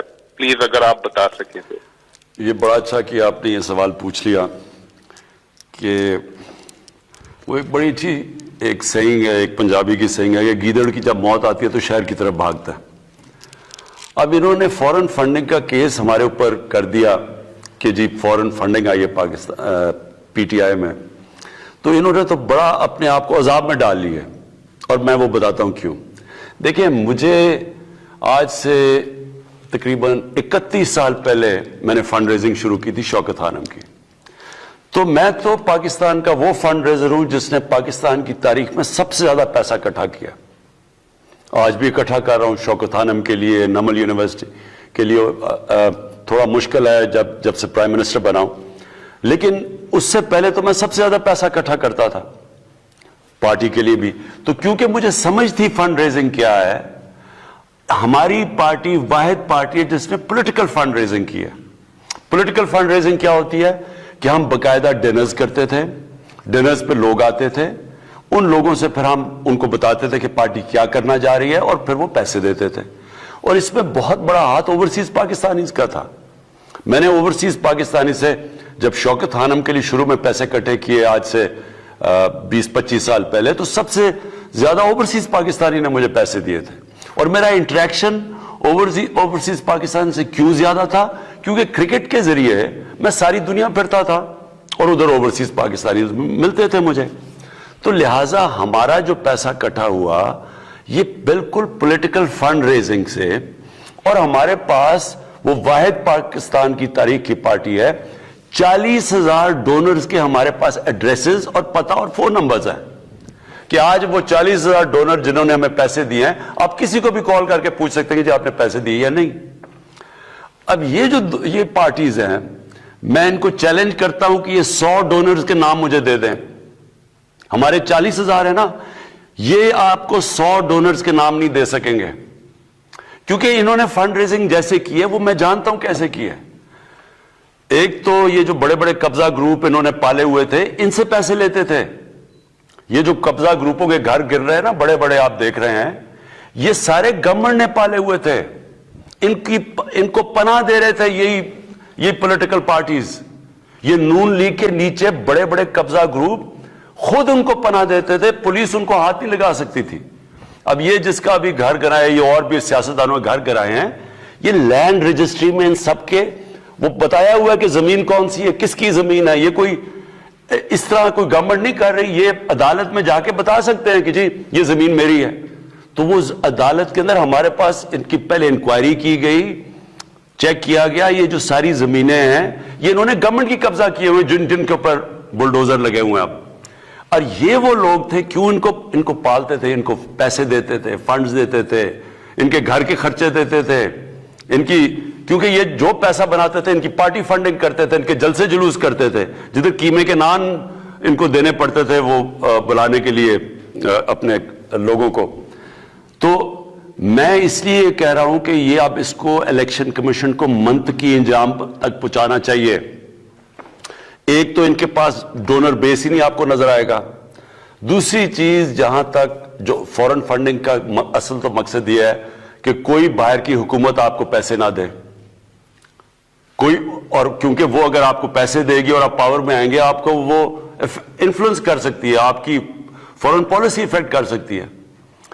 یہ بھی اگر تحقیقات کی جائیں کہ کیا ان کو فارنرز نے پیسے دیے یا نہیں دیے, کیا وہ جو فضل الرحمان ہے وہ بتا سکتا ہے کہ اس کو اتنی دیر اس نے پارٹی کیسے چلائی ہے, کیا وہ یہ کہہ سکتا ہے کہ مجھے کسی لیبیا نے نہیں پیسے دیے, کیا نواز شریف کہہ سکتا ہے کہ اسامہ بن لادن سے اس نے پیسے نہیں لیے بے نظیر کی گورنمنٹ گرانے کے لیے؟ بے نظیر کی سٹیٹمنٹ ہے اس کے اوپر, اس نے کتاب میں لکھا ہوا ہے. خالد خواجہ جنہوں نے پیسے دیے تھے نواز شریف کو اسامہ بن لادن سے, اس نے ایفیڈیوٹ دیا ہوا کہ میں نے اسے پیسے دیے تھے. تو یہ تو خود پھنس گئے ہیں. وزیر اعظم صاحب, آپ ہمارے ہیرو ہیں, آپ سے بہتر کرکٹ کو کوئی نہیں جانتا, لیکن جب ہم پی سی بی کی کارکردگی کو دیکھتے ہیں تو نہایت شرمندگی ہوتی ہے. سر, جب آپ کی حکومت آئی تو ہمیں امید تھی کہ پی سی بی میں بہتری آئے گی. پرائم منسٹر صاحب برائے مہربانی پی سی بی کو کوئی ایسا بندہ دیں جس سے اس کی کارکردگی بہتر ہو سکے. شکریہ سر. دیکھیں, میں کئی دفعہ حیران ہوتا ہوں کہ سارے سمجھ رہے تھے جب ہم آئی ہے گورنمنٹ کہ جی آج گورنمنٹ آئی ہے اور ایک دم سب کچھ ٹھیک ہو جائے گا. یہ ویسے فیری ٹیلز میں ہو سکتا ہے کہ ایک میرے پاس جادو کا ڈنڈا, میں ایسے کروں سارا ملک ہی ٹھیک ہو جائے ایک دم. دیکھیں, یہاں ملک میں کئی چیزیں بگڑی ہیں, 50 سال لگے ہیں بگڑنے میں, کئی 30 سال میں بگڑی ہیں کئی, اور پچھلے جو یہ 2 بڑے بڑے اس ملک کے بڑے ڈاکوؤں نے جو 10 سال گزارے ہیں, کئی تباہی, اور اصل تباہی ان 10 سالوں میں آئی ہے. ادارے تباہ ہوئے ہیں, پی آئی اے, سٹیل مل, یہ جو سارا پاور سیکٹر ہے, یہ آپ دیکھیں تو صحیح کہ کیسے کیسے تباہ کیے گئے ہیں. اور اس کو ٹھیک کرنے میں صبر کرنا پڑے گا قوم کو. دیکھیں, میں آپ کو ایک مثال دیتا ہوں. ہم نے ایک ہاسپٹل بنایا پختونخوا میں, شوکت خانم, دوسرا شوکت خانم کا ہاسپٹل, اور انشاءاللہ تیسرا شروع ہو گیا کراچی میں. میں آج آپ کو گارنٹی کرتا ہوں کہ یہ پاکستان کے انٹرنیشنل سٹینڈرڈ کے دونوں ہاسپٹل وہ بن گیا ہے اور یہ بننے جا رہا ہے. وہ کیسے؟ کیونکہ ایک جوائنٹ کمیشن انٹرنیشنل ایک انٹرنیشنل ادارہ ہے جو سرٹیفائی کرتا ہے کہ ہاسپٹل کی کوالٹی کتنی ہے. وہ لوگ بھیجتے ہیں, وہ ایک ہفتہ سارا اپنا ہاسپٹل کی آڈٹ کرتے ہیں اور تب وہ سرٹیفکیٹ ملتا ہے. 4 ہاسپٹل کو پاکستان میں سرٹیفکیٹ ملا ہوا ہے, آغا خان کو, الشفا کو اور 2 شوکت خانم کو. تو وہ 3.5 سال میں وہ شوکت خانم پشاور بنا ہے اور انٹرنیشنل سٹینڈرڈ کا. لیکن ہم جو پشاور کے ہاسپٹلز ٹھیک کرنے کی کوشش کریں, لیڈی ریڈنگ ہاسپٹل اور ان کے خیبر میڈیکل اور جو پرانے ہاسپٹل ہیں, وہ بڑا مشکل کام ہے, ٹائم لگ رہا ہے, دیر لگتی ہے, کیونکہ سسٹم سارے ٹھیک کرنے ہوتے ہیں, بری عادتیں پڑی ہوتی ہیں. پھر گورنمنٹ کے ہاسپٹل ہیں, وہ قانون آ جاتا ہے, وہ سٹے آرڈرز آ جاتے ہیں. تو ایک نیا ہاسپٹل بنانا آسان ہے, اور انشاءاللہ کراچی کا ہاسپٹل شروع ہو گیا ہے. میں آج آپ کو کہہ رہا ہوں کہ پاکستان کا سب سے ماڈرن اور بہترین ہاسپٹل بنے گا انٹرنیشنل سٹینڈرڈ کا. لیکن پرانے سسٹم کو ٹھیک کرنا ٹائم لگتا ہے. اب پنجاب پولیس ہے, کہتے ہیں جی پنجاب میں دیکھیں ڈکیتیاں, یہ ہو گیا وہ ہو گیا. اب پنجاب پولیس ایک دن میں تو نہیں خراب ہوئی, یہ 2 سالوں میں تو نہیں ہوئی. پنجاب پولیس کے اوپر ایک رپورٹ ہے لاہور ہائی کورٹ میں, 1993 کے اندر رپورٹ تھی. آئی جی عباس خان نے لاہور ہائی کورٹ نے پوچھا جی کہ کیوں اتنی زیادہ پنجاب پولیس کیوں نہیں ٹھیک پرفارم کر رہی, کرپشن کیوں اتنی زیادہ ہے. تو آئی جی عباس خان نے پوری ایک رپورٹ دی. اس رپورٹ کا ایک پیراگراف ہے, انہوں نے کہا کہ 25,000 لوگ میرٹ کے بغیر بھرتی کیے گئے. یہ میں 93 کی بات کر رہا ہوں کہ اس دور میں, اور اس میں پیسے لے کے پولیس والوں کو بھرتی کیا گیا. اور پھر ایک سینٹنس کہتا ہے کہ اور کئی لوگ جو مجرم تھے ان کو پولیس میں بھرتی کیا گیا. تو یہ ایسے نہیں کہ آج آپ سمجھ رہے ہیں کہ ایک دم کوئی آئے گا اور ٹھیک کر دے گا. سسٹمز ٹھیک کریں گے, تھوڑا ٹائم لگے گا, لیکن یہ مطمئن ہو جائیں کہ یہ سارے ہم اداروں کو باری باری ٹھیک کریں گے. اور کرکٹ کیسے ٹھیک ہوگی؟ کرکٹ اس راستے پہ نکل گئی ہے. وہ ایسے ہوگی کہ علاقائی کرکٹ جو میں آج سے 40-50 سال سے لگا ہوا ہوں, علاقائی کرکٹ جو شروع ہو گئی ہے, آپ دیکھتے ہیں کہ جب پشاور کا میچ ہوتا ہے یا پشاور زال میں تو سارا کے پی اس کو دیکھ رہا ہوتا ہے. بلوچستان کا ایک کھلاڑی نہیں ہوتا لیکن سارا بلوچستان دیکھ رہا ہوتا ہے ٹیم کو. یہ میں 40 سال سے کہہ رہا تھا کہ علاقائی کرکٹ کو وہ ہو گئی ہے. اب ایک کھلاڑی کو ڈیولپ ہوتے ہوئے ٹیم کو تھوڑا ٹائم دیں, لیکن انشاءاللہ آپ دیکھیں گے کہ یہ ٹیم مسلسل بہتر ہوتی جائے گی. عثمان صاحب ہیں, کہتے ہیں فٹنس کے حوالے سے آپ تھوڑی رہنمائی فرمائیے گا کہ آپ خود تو بہت فٹ ہیں, اس کا کیا راز ہے اور آج کل کی روٹین میں آپ کو کیسے ٹائم ملتا ہے؟ آج کل تو بڑا مشکل ہے فٹ ہونا, بلکہ میں دیکھ رہا تھا بشرا بیگم نے ایک وہ ویئنگ مشین دیکھی, تو جب ویئنگ مشین رکھی, میں جب کرکٹ کھیلتا تھا سارا میرا کبھی 185 سے پاؤنڈ سے زیادہ ویٹ نہیں گیا, تو جب مشین پہ کھڑا ہوا تو 200 پاؤنڈ پہ پہنچ گیا ویٹ. وہ اس لیے کہ 8-8 گھنٹے 9-9 گھنٹے میں کرسی پہ بیٹھتا ہوں اور اتنا ٹائم نہیں ملتا مجھے ایکسرسائز کرنے کا. لیکن دیکھیں اللہ نے جب سے دنیا بنائی ہے, میں سب کو ایک چیز کہنا چاہتا ہوں, وہ کامیابی تو اس کو دیتا ہے جو محنت کرتا ہے. اللہ نے آپ کو یہ کہا ہوا ہے کہ جسم جو آپ کا ہے یہ اس کی طرف سے ایک نعمت ہے. اب جتنا آپ اس کی نعمت کا دھیان رکھیں گے وہ آپ کو بیماریاں نہیں ہوں گی. اللہ آپ کو صحت دے گا, اور اچھی صحت سے بڑی نعمت کوئی نہیں ہے. لیکن جو ایکسرسائز نہیں کرے گا اور اپنا کھانا صحیح طرح دیکھ کے نہیں کھائے گا تو اس کے مسئلے مسائل ہوں گے. السلام علیکم جی, میرا اسکپر سے یہ ایک سجیشن بھی ہے اور یہ بلین ٹری سونامی کے حوالے سے بھی.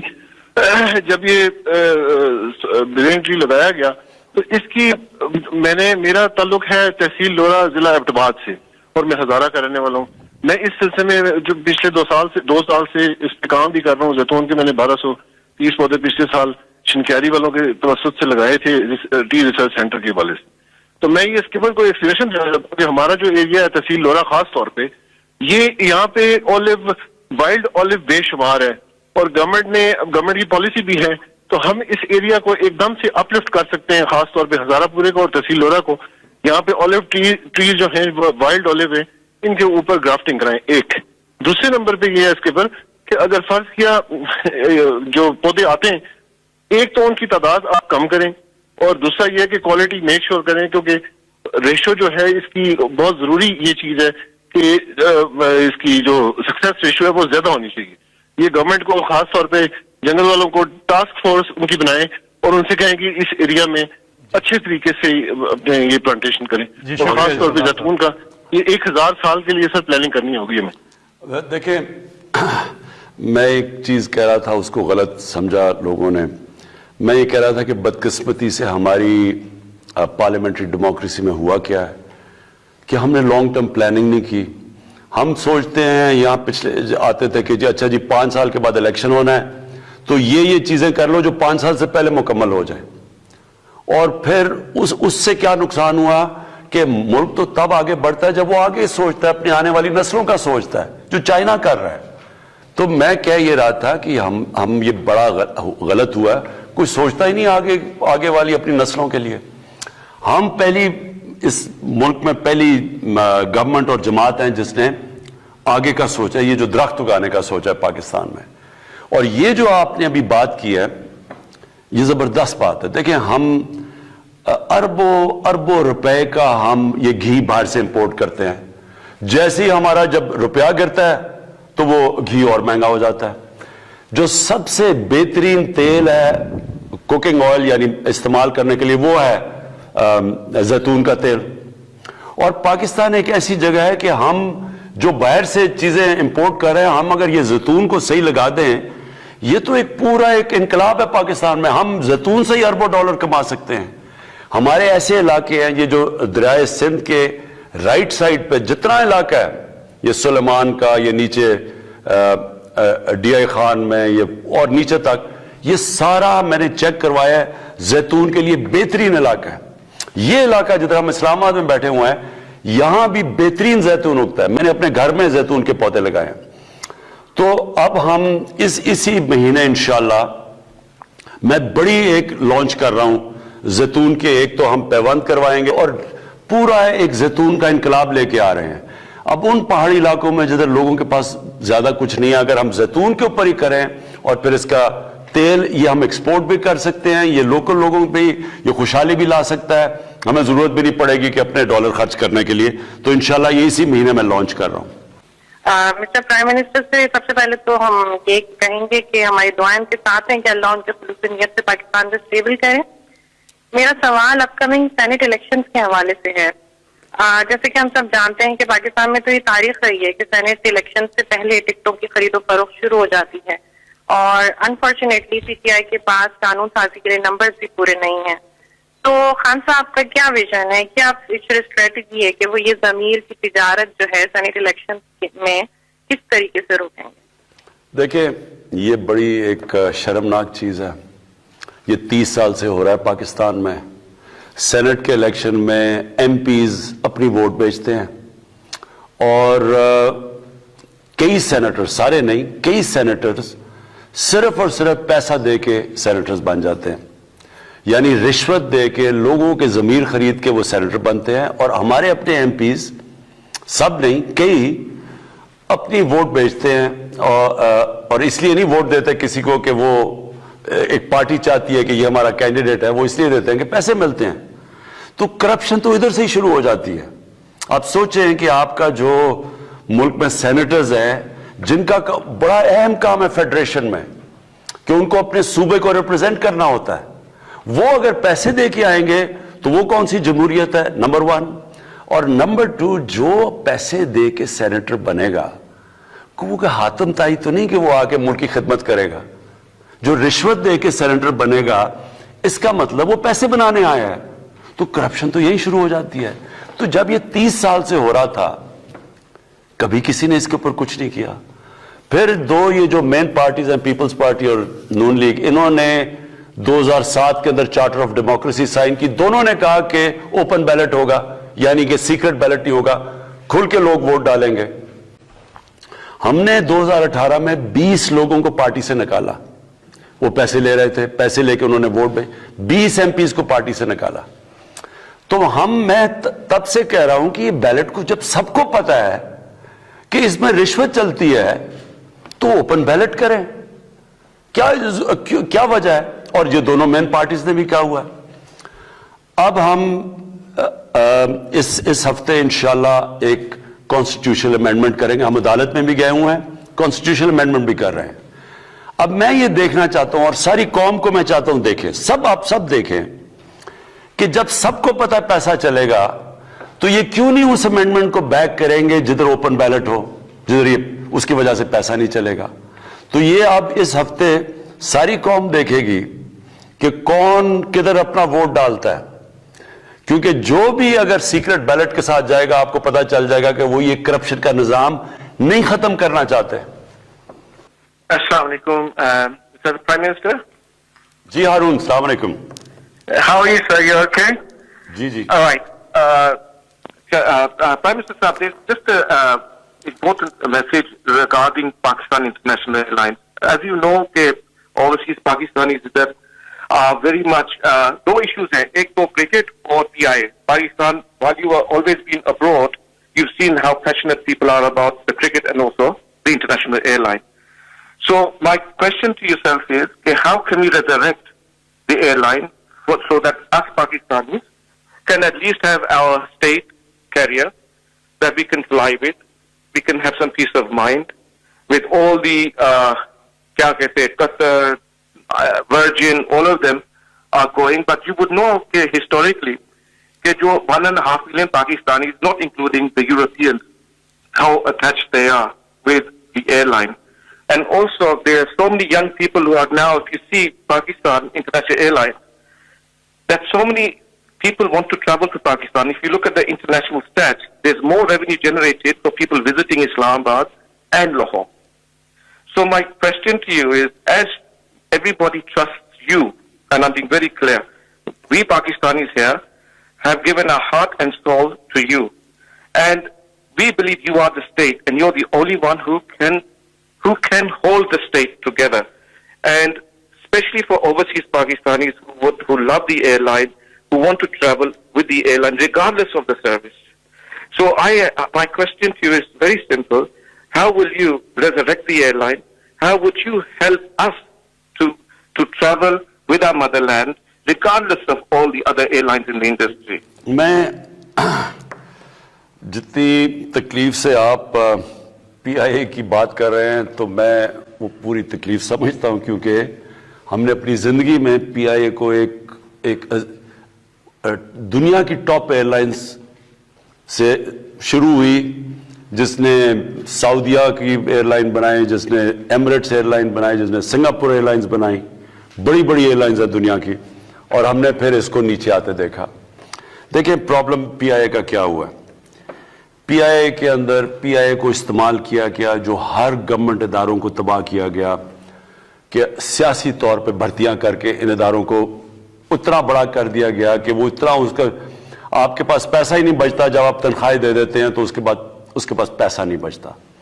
دوسری چیز کرپشن، سارے ادارے اگر تباہ ہوئے ہیں وہ کرپشن کی وجہ سے ہوئے ہیں، اور اس کی وجہ سے آج PIA کا ذرا مسئلہ آپ کو میں بتا دوں کہ اس کے اوپر 400 ارب روپے کا قرضہ چڑھا ہوا ہے، جو ٹوٹل قرضہ PIA پہ ہے وہ 400 ارب روپے ہے۔ اب اس کے اوپر سود دینا پڑتا ہے، اس کے اوپر پیکیجز دینے پڑتے ہیں اس کو سسٹین کرنے کے لیے، لیکن یہ جو بوجھ پڑا ہوا ہے ہمارے اوپر، اور اس کے اوپر جو وہ ہمارے پاس اتنے پیسے نہیں ہوتے کہ ہم اس کے لیے اچھے جہاز لیں، نئے جہاز لیں، جس طرح ایئر لائنز کو تو نئے جہاز چاہیے، آپ جو بڑے اچھے اچھے جہاز جن کی فیول کم ہے، جن کا کاسٹ چلانے کا کم ہے، لیکن ہمارے پاس وہ اس طرح کے فنڈز نہیں ہیں، اور کیونکہ اس کے اوپر قرضہ چڑھا ہوا ہے۔ کوشش پوری کر رہے ہیں، اور اللہ کا کرم تھا کہ یہ کرونا سے پہلے وہ ٹھیک طرف جا رہا تھا، آپریٹنگ لاس بھی کم کر دیا تھا، اگر قرضے نہ قسطیں نہ دینی پڑے تو وہ بیلنس بھی کر رہے تھے، اوپر سے کرونا آ گیا۔ اب کرونا سے آپ سارے جانتے ہیں ساری دنیا میں ایئر لائنز اب پرابلمز میں چلی گئی ہیں کرونا کے بعد۔ میری کوشش پوری یہ ہے کہ PIA کو ایک پروفیشنل ایئر لائن بنایا جائے، اس میں کوئی پولیٹیکل انٹرفیرنس نہ، اور وہ ہم کر رہے ہیں، اس وقت کوئی پولیٹیکل انٹرفیرنس نہیں ہے۔ ہمارا مسئلہ یہ ہے کہ اس کے اوپر قرضے چڑھے ہوئے ہیں۔ دوسرا ہمارے پاس جو اس کے اندر اس کے اندر جو جتنے زیادہ لوگ امپلائے ہوئے ہیں وہ اگر آپ ریشو دیکھیں ایئر کرافٹ ٹو لوگ وہ بہت زیادہ ہے، تو اس کو ریسٹرکچر کر رہے ہیں، تھوڑا سا ٹائم لگے گا۔ ہمارا اس کے اوپر بھی پلان کریں گے یہ قرضہ ہم نے کیسے اتارنا ہے، تو جیسے جیسے انشاءاللہ ہم یہ قرضہ اتارتے رہے تو یہ ایئر لائن تو ہے وائبل، کیونکہ روٹس بہت اچھی ہیں، 90 لاکھ بیرون ملک پاکستانی ہیں، وہ سارے PIA پر ٹریول کرنا چاہتے ہیں، بہت بڑی طاقت ہے۔ لیکن اس وقت صرف مسئلہ اتنا بڑا قرضوں کا بوجھ پڑا ہوا ہے، جو کہ ہر ادارے میں مسئلہ بنا ہوا ہے۔ ہمارے قرضے، اسٹیل مل اس کے اوپر کوئی 300 ارب روپے کا قرضہ چڑھا ہوا ہے، اور پاور سیکٹر کے اندر سیکولر ڈیٹ چڑھی ہوئی ہے۔ تو ہمارا مسئلہ صرف یہ جو قرضے چڑھے ہوئے ہیں اس کی وجہ سے ہمارے پاس پیسہ نہیں بچتا ان کو ریفارم کرنے کے لیے۔ جی السلام علیکم خان صاحب۔ جی وعلیکم السلام۔ ٹھیک ٹھاک۔ سر میرا یہ سوال ہے کہ کشمیر میں الیکشن ہونے والے ہیں، تو میرا ایک چھوٹا سا سوال تھا کہ آپ لوگ اکیلے لڑیں گے PTI یا پھر اتحاد کے ساتھ لڑیں گے؟ یہ بھی میں کہہ نہیں سکتا، کشمیر کے الیکشن میں ہم نے پوری اسٹریٹجی نہیں بنائی ابھی، لیکن انشاءاللہ بھرپور طریقے سے الیکشن لڑیں گے۔ سر السلام علیکم، میرا نام میاں رضا الرحمان ہے اور میں سرونگ اسکول ایسوسی کی نمائندگی کر رہا ہوں۔ جناب وزیر اعظم صاحب، آپ کا تعلیمی ویژن جو ہے یکساں نصاب تعلیم قابل ستائش ہے، اور انشاءاللہ پرائیویٹ سیکٹر آپ کے شانہ بشانہ کھڑا ہے اور اس کو کامیاب کرنے کی بھرپور کوشش کرے گا۔ سر میرا سوال یہ ہے کہ کیا تعلیمی نظام میں پرائیویٹ سکولز اور پرائیویٹ ٹیچرز ملک پاکستان کے لیے مزید خدمات انجام دے سکتے ہیں؟ کیونکہ سر ہمیں نہ تو کسی فیصلے میں شامل کیا جاتا ہے، نہ ہمیں اسٹیک ہولڈر سمجھا جاتا ہے، اور جتنی بھی اتھارٹیز ہیں خاص کر کے پنجاب کی، وہ کسی بھی معاملے میں ہمیں شامل نہیں کرتے، اور بعض اوقات ایسے میسیجز فلوٹ کر دیتے ہیں جس سے ڈائریکٹلی اور انڈائریکٹلی تعلیمی نقصان ہوتا ہے۔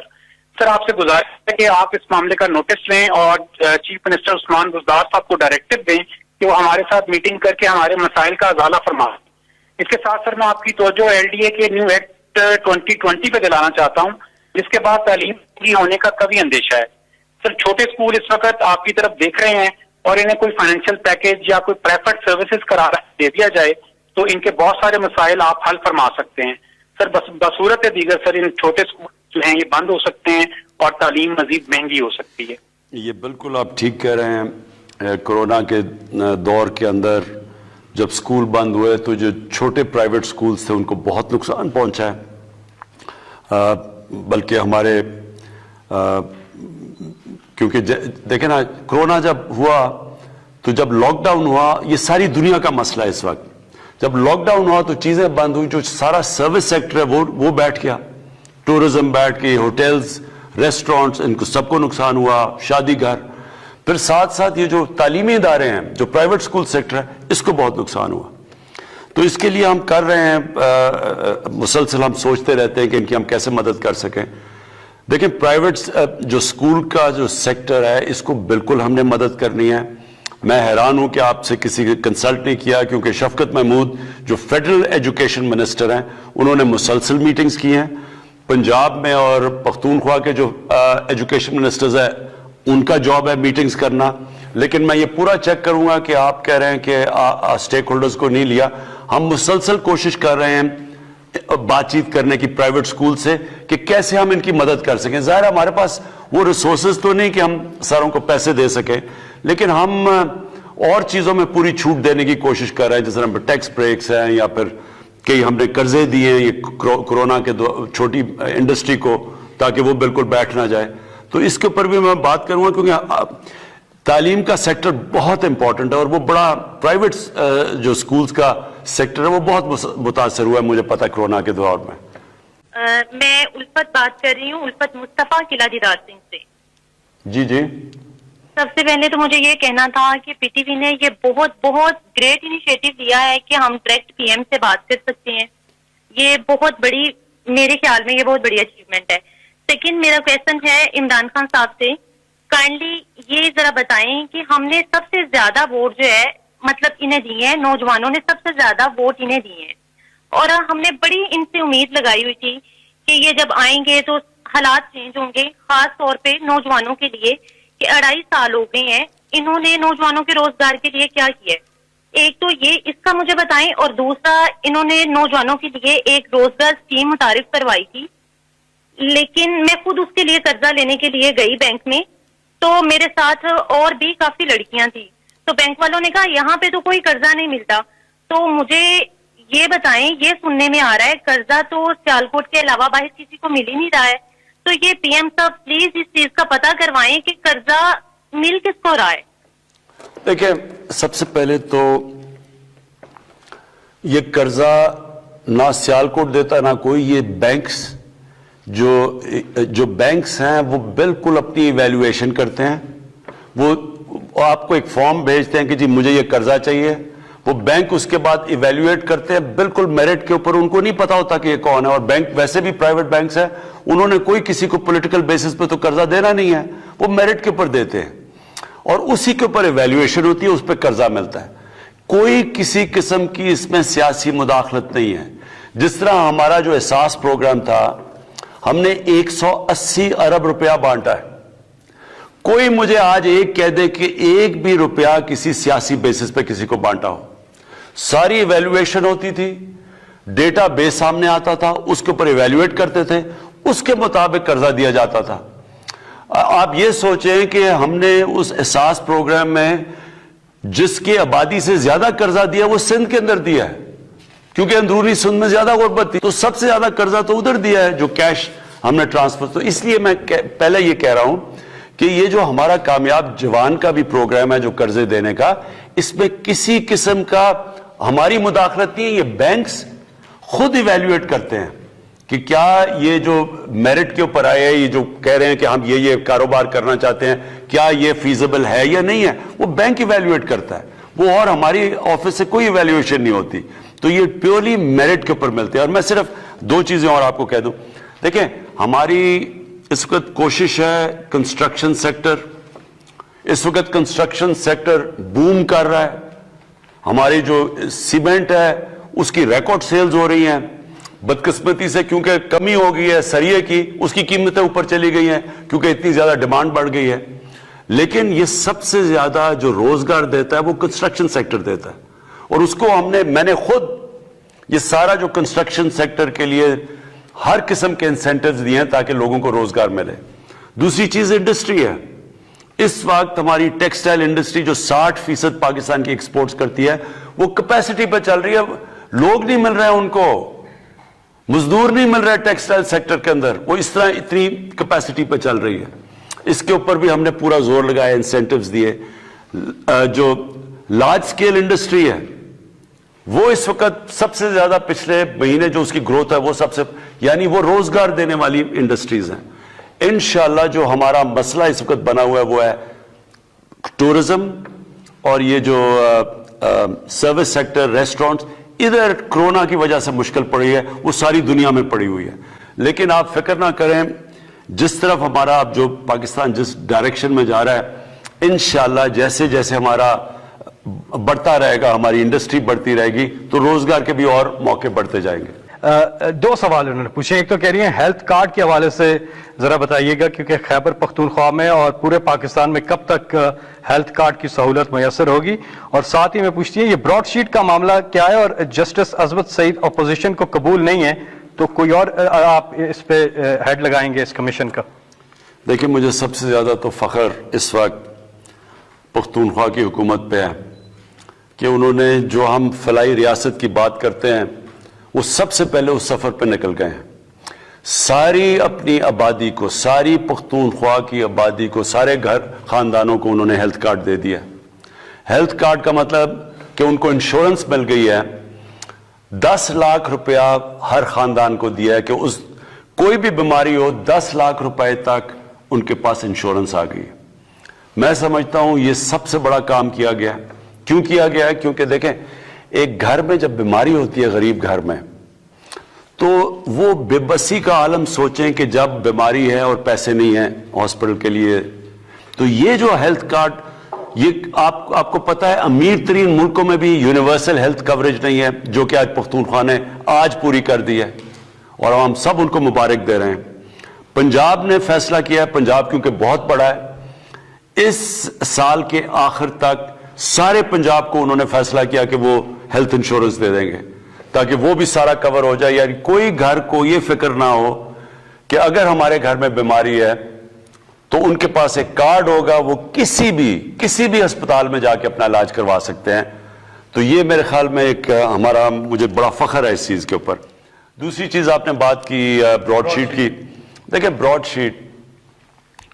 ब्रॉडशीट में क्या हुआ, मुशर्रफ गवर्नमेंट ने एक कंपनी को हायर किया कि जनाब ये जो पैसा चोरी होकर मुल्क से बाहर गया है उसकी निशानदेही की जाए। वो कंपनी ने निशानदेही कर दी और वो कहते हैं कि उन्होंने $100 मिलियन नवाज शरीफ का पैसा जो बाहर पड़ा हुआ था उसकी निशानदेही कर दी। और उसके अंदर ये फ्लैट भी थे, ये 2002 की बात है। उन्होंने ये जो इनके मेफेयर के अरबोपति फ्लैट्स, वो भी उसकी भी निशानदेही कर दी। उसके अलावा उन्होंने जो निशानदेही की वो $100 मिलियन की प्रॉपर्टीज। इधर से मुशर्रफ ने उनको एनआरओ दे दिया, इनसे समझौता हो गया, इनको सऊदी अरेबिया भेज दिया, एनआरओ दे दिया। वो जो कंपनी थी उसने कहा कि जी हमने तो निशानदेही किया, अपना कॉन्ट्रैक्ट पूरा कर दिया, हमें अब पैसे दें। तो ये जो लंदन में फैसला हुआ आखिर में अदालत में जाके, उन्होंने जो $100 मिलियन की निशानदेही की थी उसका उन्होंने 20% उन्होंने दे दिया उस कंपनी को, जिसको हमारी हुकूमत को देना पड़ा। और फिर अब हम इसके ऊपर पूरी जस्टिस अजमत सईद को इसलिए हम ले रहे हैं क्योंकि उनकी एक्सपर्टीज है, ये वो खास उनकी एक्सपर्टीज है, ये जो एहतसाब और करप्शन के ऊपर उन्होंने नैब के लिए भी प्रोसिक्यूटर रह चुके हैं। तो अब हम ये चाह रहे हैं कि जो दूसरा एनआरओ था वो भी सामने आए, जिधर आसिफ जरदारी को उन्होंने पहले वो जो सरे महल था उसका इन्होंने एनआरओ दे के वो पैसे दे दिए जो पाकिस्तान गवर्नमेंट को आने थे।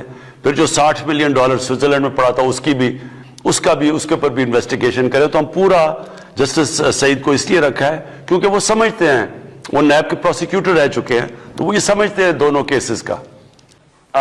सर मैं बात कर रहा हूँ हैदराबाद से। सर हैदराबाद का इंफ्रास्ट्रक्चर सर बहुत खराब है, सारी रोडें, सड़कें और हॉस्पिटल जो है ना हमारे यहाँ बहुत बुरा हाल है सर। और सर दूसरा ये कि सूबाई गवर्नमेंट या पीपल्स पार्टी, इनसे तो सर कोई उम्मीद नहीं है हम लोगों को ना सर। हम सारी जो नौजवान है या मेरे जैसे और नौजवान जो है वो सब आपसे ही उम्मीद रखते हैं।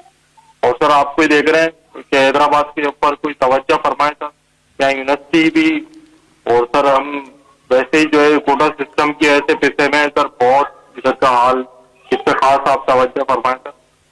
یہی جی عرض یہ ہے کہ دیکھیں 18ویں ترمیم کے بعد سارا جو سینٹر سے سارے اختیارات چلے گئے صوبے میں، اور پیسے بھی سینٹر صوبے کو دے دیتا ہے، تو یہ سب کچھ صوبے کے نیچے ہے.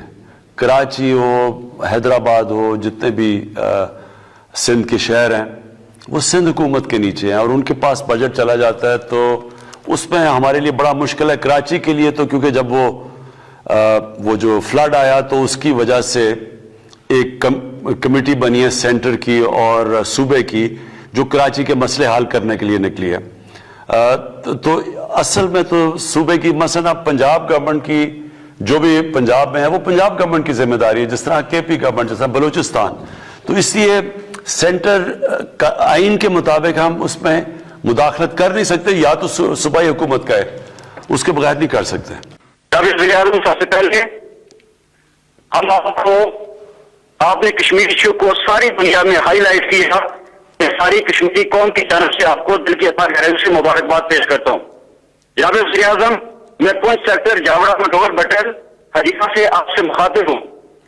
آئے روز بلا فائرنگ ہندوستانی آرمی کرتی ہے، ہمارے ہر جگہ پہ نوجوانوں کی لاشیں اٹھاتے ہیں، کبھی ہم بچوں کی میتیں اٹھاتے ہیں اور کبھی خواتین کی میت اٹھتی ہے.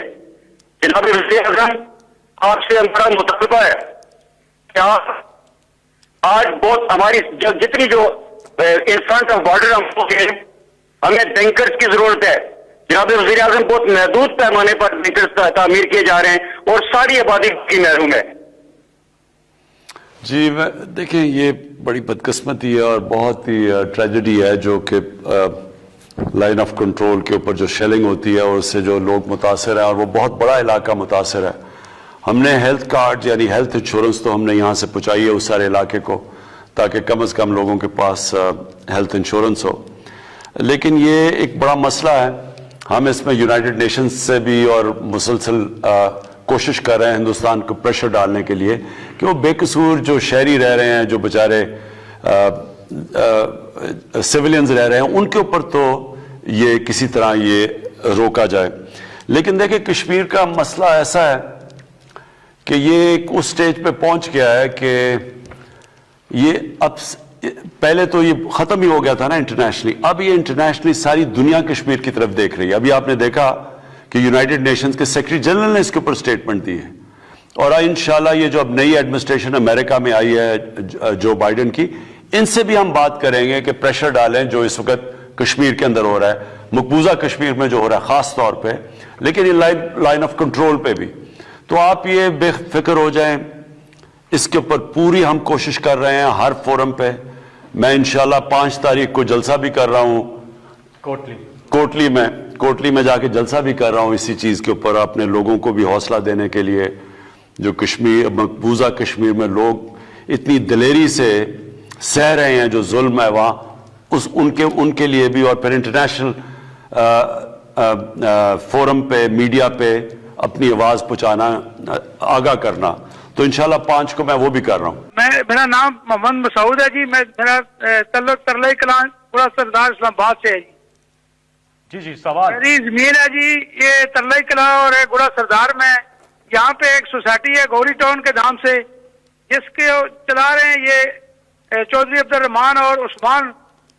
یہ جو ہے میری زمین ہے، انہوں نے قبضہ کیا ہوا ہے، اور یہ ان کے پاس بہت گنڈے ہیں جی، اور یہ ہمیں بہت تنگ کرتے ہیں جی. اور میں نے محتاط بار کرال تھانہ میں بھی درخواستیں دی ہیں جی، اور ڈی ایس پی صاحب سے بھی درخواست دی ہے جی، لیکن کوئی سنوائی نہیں کرتا ہے. باثر لوگ ہیں جی، یہ سیاسی لوگ ان کے ساتھ ملے ہوئے ہیں اور یہ میری زمین پہ قبضہ کر رہے ہیں سر. میں ایک تو یہ پلیز نوٹ کر لینا آپ، ان سے نمبر بھی لے لینا اور اس کا پتہ لے لینا. میں آج ساروں کو جو بھی یہ دیکھ رہے ہیں، ایک پرائم منسٹر کا سٹیزن پورٹل ہے، اس کے اوپر اگر کسی کی زمین پہ قبضہ ہے یا کسی طاقتور نے قبضہ کیا ہوا ہے سرکاری زمین پہ، میں آپ سب کو کہتا ہوں کہ میرے پورٹل کے اوپر وہ لکھوائیں. اور میں نے ایک یہ جو سارے پاکستان میں قبضہ گروپ ہے، ان کے خلاف اعلان جنگ کیا ہوا ہے. یہ وہ لوگ ہیں، یہ کرتے کیا ہیں؟ یہ کرتے یہ ہیں کہ یہ ایک طاقتور لوگوں کی پناہ کے اندر رہ کے یہ ساری واردات کرتے ہیں. اور یہ شروع کیسے ہوا؟ یہ شروع ایسے ہوا کہ یہاں جو ہماری پولیٹیکل پارٹیز، جو یہ دو مین پولیٹیکل پارٹیز، انہوں نے سب سے پہلے قبضہ گروپوں کو پالنا شروع کیا. اور میں شروع میں آپ کو کہا کہ یہ قبضہ گروپ ان کے جلسے بھی فائنانس کرتے تھے، ان کو بھی فائنانس کرتے تھے، ان کی ATM مشینیں بھی بنے ہوئے تھے، ان کی پناہ پہ بیٹھے ہوئے تھے.